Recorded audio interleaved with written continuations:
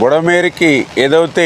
ఇటు లెఫ్ట్ బండి మీద 3 ఏదైతే బ్రీచెస్ 200 మీటర్ల పైబడి ఏదైతే పడ్డాయో, అదేవిధంగా అటు రైట్ బండి మీద 7 బ్రీచెస్ ఏదైతే పడ్డాయో, అదేవిధంగా ఏదైతే పులివాగు దగ్గర 3 బ్రీచెస్ ఏదైతే పడ్డాయో, మరి వెంటనే అందులో కూడా ప్రత్యేకించి ఈ లెఫ్ట్ బండి మీద ఉన్నటువంటి ఆ 200 మీటర్ల 3 బ్రీచెస్ని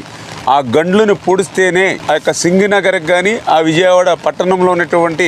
వరద ఉధృతిని తగ్గించవచ్చు. ఎన్ని సహాయ సహకారాలు చేసినా కూడా, బాధ్యతలు తీసుకుని మనం పనిచేసినా కూడా ఈ గండ్లు పూడ్చకపోతే ఆ యొక్క సింగినగర్ కానీ ఆ యొక్క విజయవాడ పట్టణ ప్రజలకు కానీ